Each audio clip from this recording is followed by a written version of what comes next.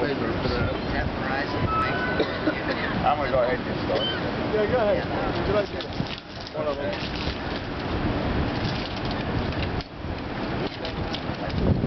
For those of you that can hear me, I'm sure everybody can hear me without this.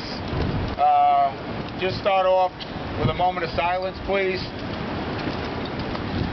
Remember those who perished on September 11, 2001, the Pentagon, Shanksville, and in Manhattan. We honor their lives, their dedication, their families, and we honor America and the spirit that we've come to know of a free people and a free land. God bless America. Amen. Amen. Okay.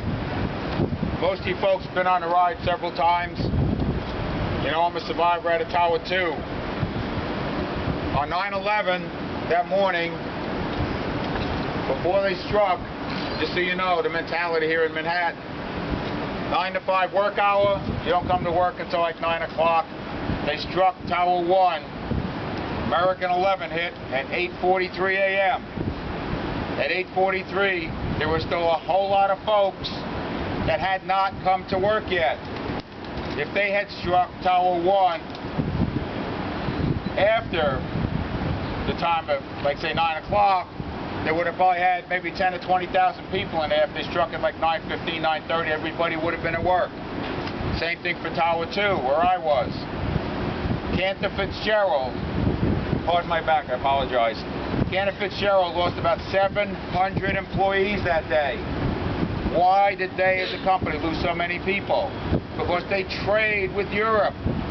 Europe is like 6 hours ahead of us. Their people were already at work. That's why they lost an enormous amount of people. They lost practically the whole workforce. As you're standing here, American 11 came down overhead and hit Tower 1, which is just a little bit off from where the new Trade Center is, at approximately 8:43 a.m. I was on the phone on a day like today, a lot less clouds, facing west. I was on the phone with my boss, and I heard a noise on my right, north. I said to him, I said, something's going on. It's a really big rumble, and we're 35 stories up. We generally do not hear anything. I hung up the phone. I said, I'll call you later. I walked towards the north windows. As I'm walking, I see paper coming down, not going up. It looked like confetti. And there are no parades. There was no World Series or anything like that. By the time I got to the north windows, you could see the smoke spiraling from Tower 1. As a safety engineer that I was, I assumed there was somebody who had started a fire, a contractor perhaps, in the building, and now there was smoke pouring out.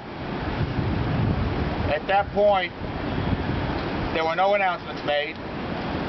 Some of our people on 36, which was our main floor, each floor was 1 acre in size.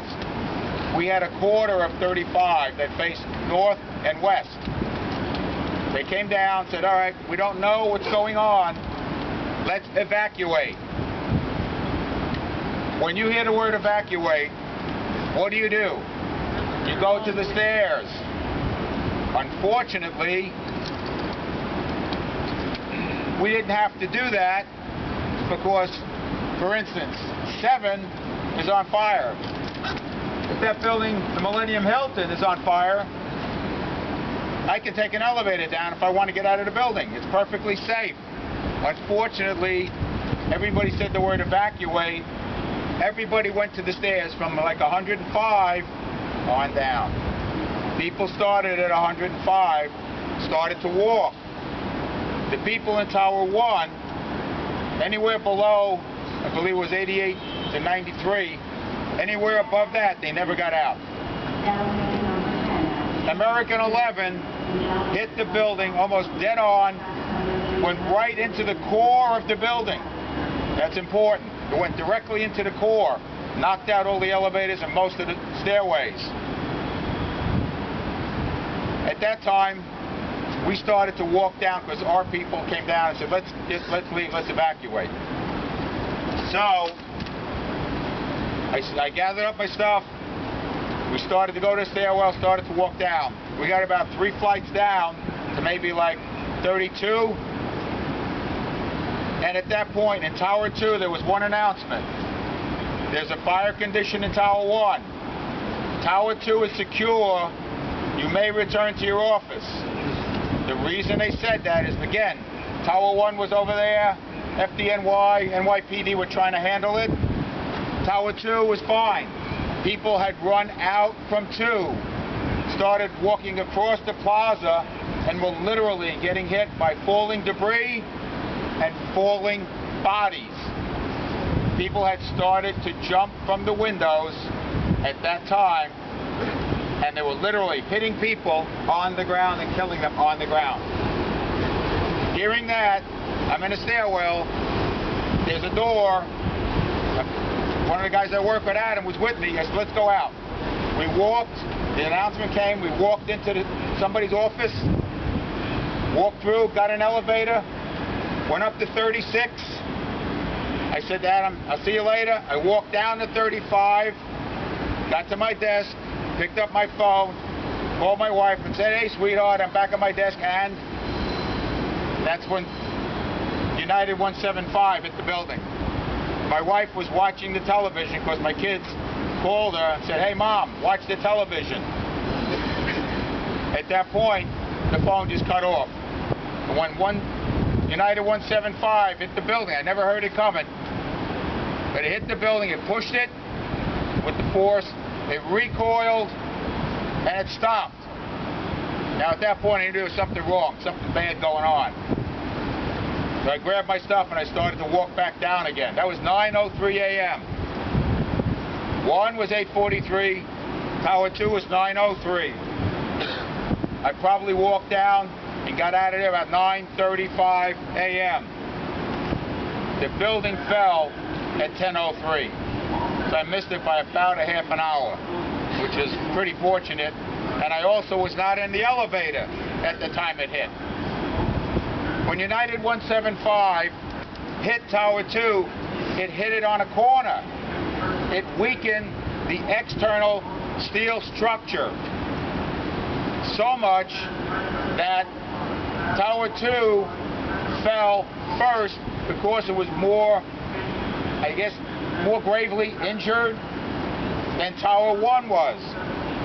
So if you watch, it's the second one to be hit, but the first one to fall, and it starts to collapse. It tilts a little bit, it rights itself, and then it drops straight to the ground in less than 10 seconds. Watch the videos. Try to count to 10. You will not reach 10. It's about 8 seconds for a 110-story building to fall completely down. And that's where a lot of the firefighters lost because they were coming up in the Tower 2. I ride for Joe Hunter, who's my son-in-law's best friend from high school. My grandchildren and my son ride for them. And Joe is in 288 Squad, Hazmat 1 out of Maspeth, Queens. They lost 19 personnel that day. The most of any firehouse in all of the city of New York. People lost 10, 12, 2, 3. They lost 19 men. After we got out, I actually physically never looked back because I walked by the Millennium Hilton right there. I turned, went up right up Fulton, and I never looked over my shoulder, so I did not see the damage that was inflicted on Tower 2, and it bothers me to this day. I got out, I went literally up to my barber shop and called my wife, and she started screaming at me like, where you been for the last half hour? I said, phones don't work. So they had an old landline phone. Then I got on the subway and went up to Penn Station, standing on the train, and at 10 o'clock, or maybe 5 after, it was like Penn Station's being evacuated. I still did not know that the tower had fallen because I was uptown when the tower fell downtown. When you walked out of Penn Station on 7th Avenue, where we were this morning, 7th Avenue but down to 34th Street, if you've ever seen the Poseidon Adventure, the original, where the people just walk through the ship and it's just a catatonic state. That's how people were literally walking up north on 7th Avenue, just totally in a state of disbelief. Just what just happened. And then I just met one of my friends across town. We wandered around Manhattan for 4 or 5 hours, and I get home to like 6:30 that night.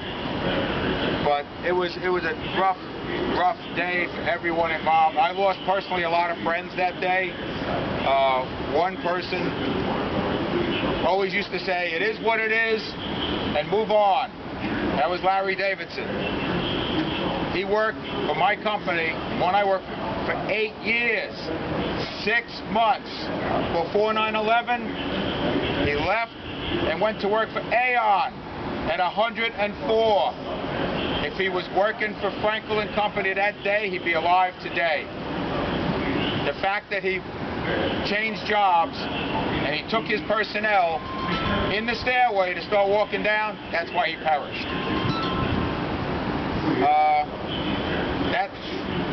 That's really what happened that day in Manhattan. A good friend of mine just passed away in June, just after he turned 69. His impression that morning, he was coming to a meeting also at Aon. He came out of the subway across the street. When he came out of the subway, he looked up the road, up Church Street. He saw women's shoes in the street. A lot of girls come to work, they change, they put on their high heels. They come in sneakers, they put on high heels. That's all he saw heading up, because they had come out and they started running. They kicked off all their shoes. That was his personal impression of what 9/11 meant to him. Strange as it sounds, that's what you saw. And if you do get a chance to go to the museum, I highly recommend it. It's $24 a ticket. You may be able to get tickets this morning. If you plan on coming back to Manhattan, please make it a stop in the exhibition hall in the middle of the museum. As you go through, as you get ready to exit the museum, there's a revolving door. Just before the revolving door on the wall is a photo.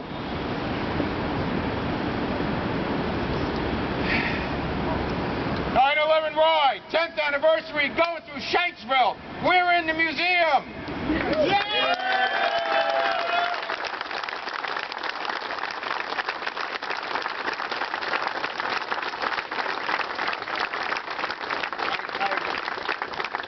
I saw it, and I'm looking at it. I see the motors in front, and it's kind of grainy, and I saw somebody behind it, and I'm like, wow, that'd be a pretty nice picture to, you know. Maury said, "Hey, dummy, look at the plaque. America's 9/11 Foundation, 10th anniversary, riding through Shanksville." I go, holy cow. So I'm personally really honored that somebody in this crowd, somebody on the ride, took a photo. Thank you!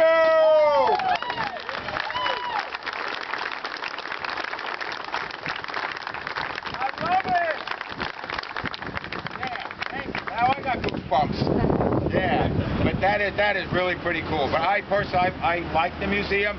I like the way it was done, tastefully done. I do not mind gift shop. I do not mind a cafe. It's just part of what it is. So take it in stride.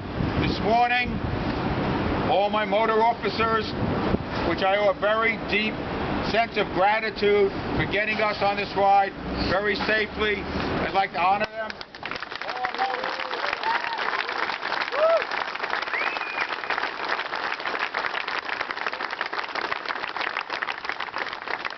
First time since the memorial site opened, they can now actually come along with us. We do not need tickets for the memorial site, the 2 footprints for the waterfalls. They can take in their weapons just like Flight 93 in the Pentagon. So for those who have tickets to the museum, it should open in about 5 minutes. The rest of us, everybody's going to take a walk over to the memorial site. We can go right in. There's Tower 2 footprint. On the far side, close to the West Side Highway, is Tower 1 footprint. There are waterfalls. The names of all the personnel who died in each tower are engraved into the bronze surrounding perimeter. And there's a tree, the survivor tree is there. So please take the time, go in, say a prayer, however you feel you need to honor it. Just have us, and please have a safe ride home. We'll see you next year. Woo!